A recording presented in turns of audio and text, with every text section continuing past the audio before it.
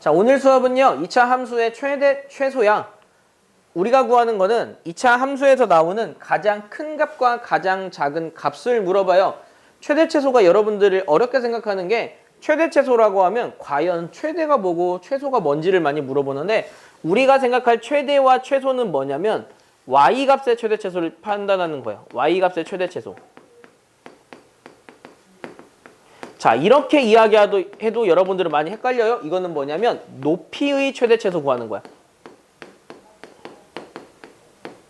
우리가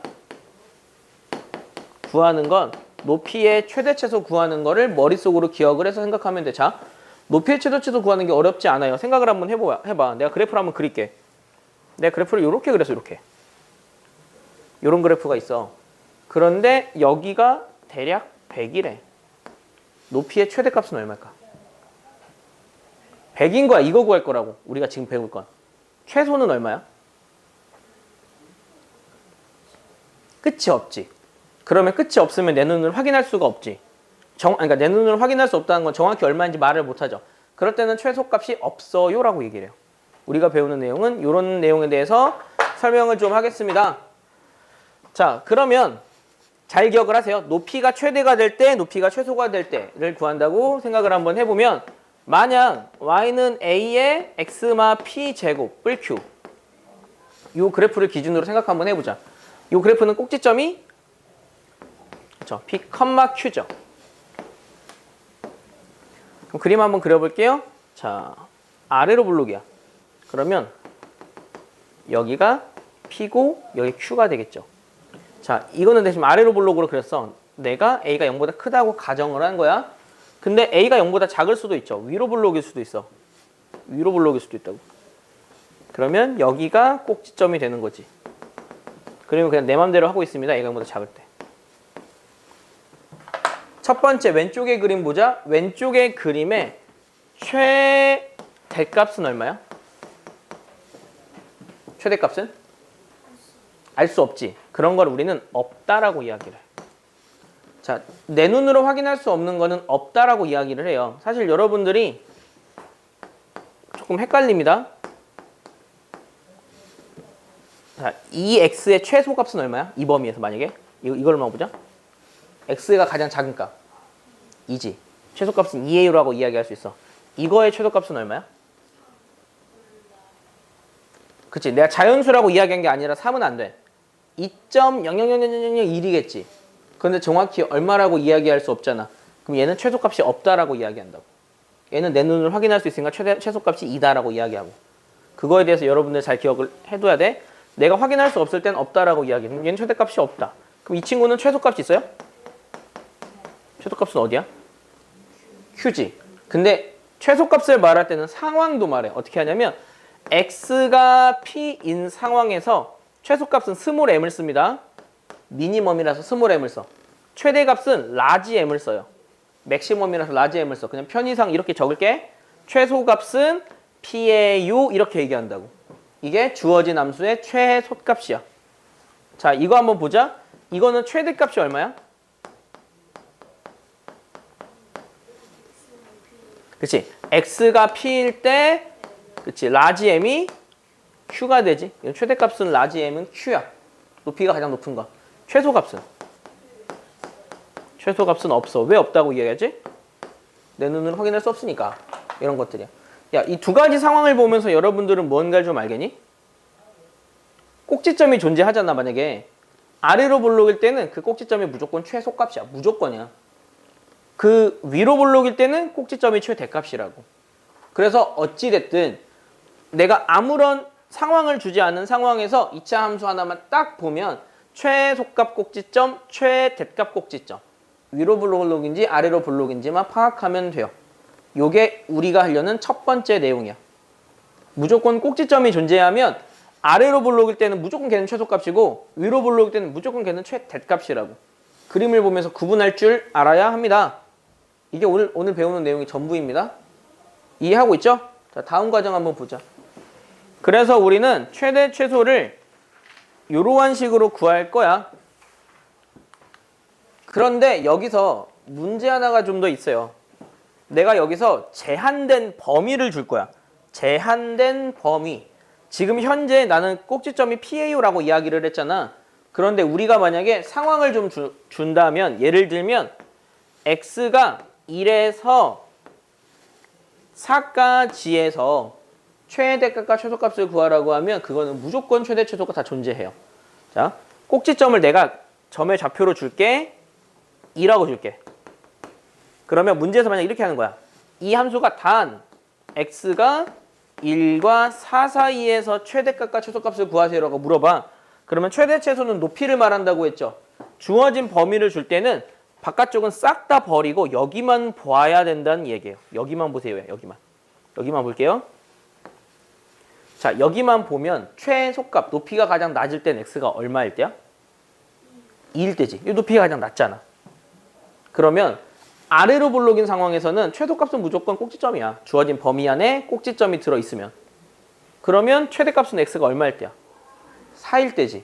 그거를 여러분들이 그래프를 통해서 확인할 줄 알아야 한다고. 사실은 이렇게 판단해도 돼. 우리는 여기가 축이라는 걸 알아. 축이 2야. 근데 2에서 1, 어차피 여기를 기준으로 무조건 올라가지. 2에서 1 가는 것보다 2에서 4 가는 게 더 멀리 있으니까 더 높이 올라갔겠지. 그것까지 생각하면서 최대값과 최소값을 구하는 방법을 여러분들은 익혀야 한다고요. 자, 만약 이렇게 줄게. 좀 복잡하다 이젠. x가 1부터 3까지야.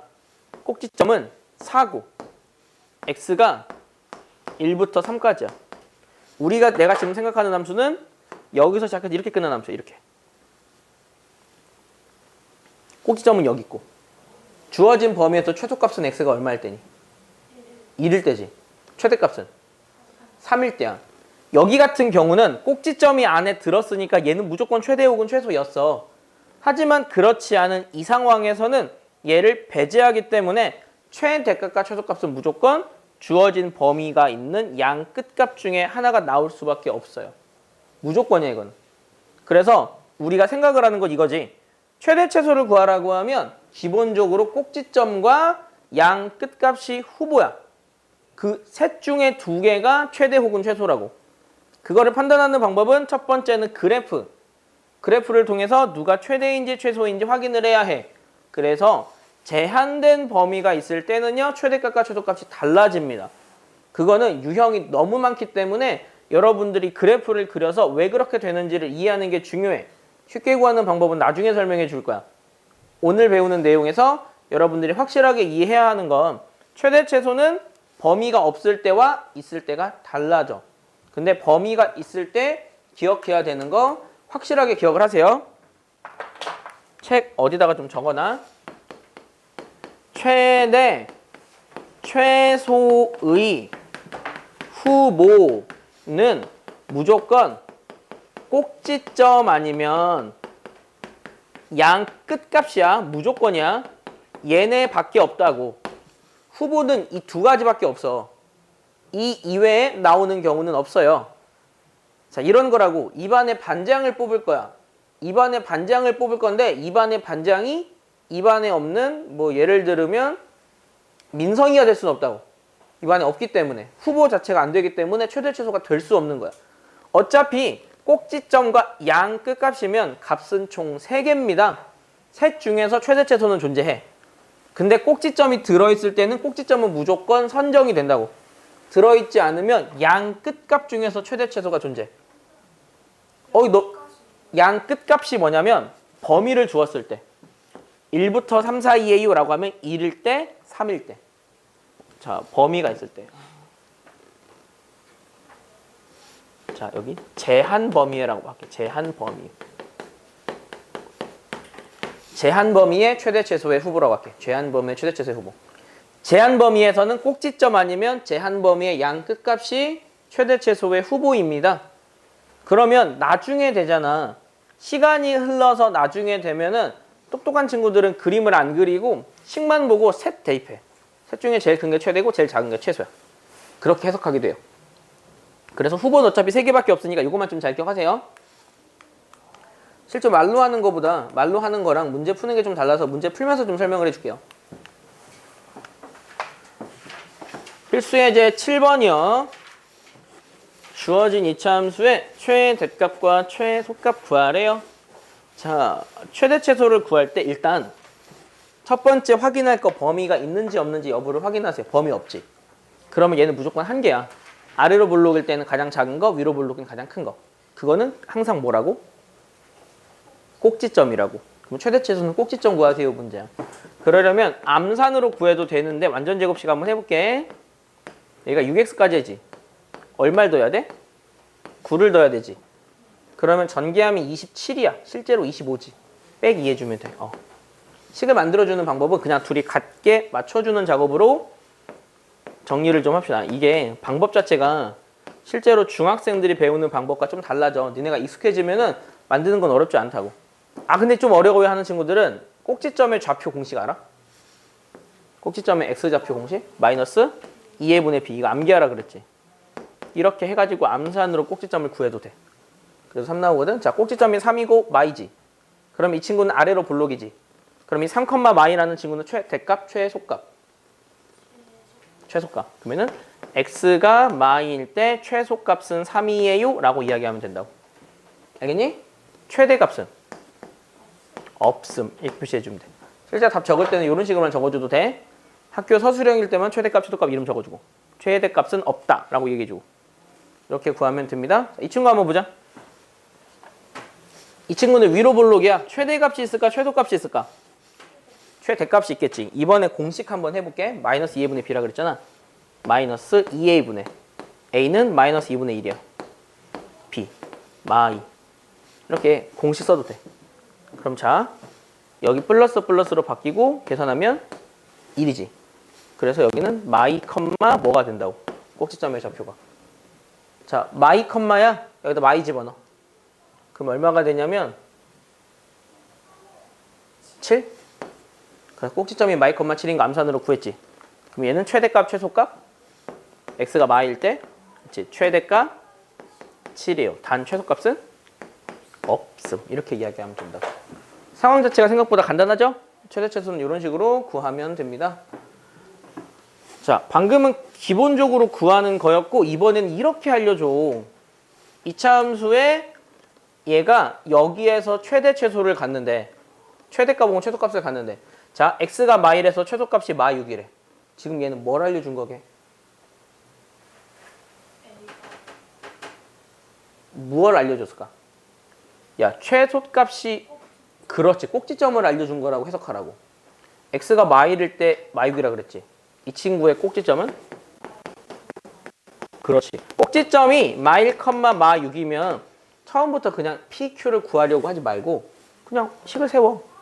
최고차항계수 2죠. 꼭지점 1 되려면 여기 어떻게 돼야 돼? x 더하기 1의 제곱. 그 다음은요? 마 6. 이렇게 된다. 이거 그냥 전개해서 구하면 돼. 이 방법. 또 다른 방법.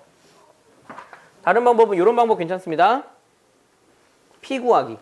P는 꼭지점 x좌표가 마 2a분의 b지. 마 2a분의 이거지.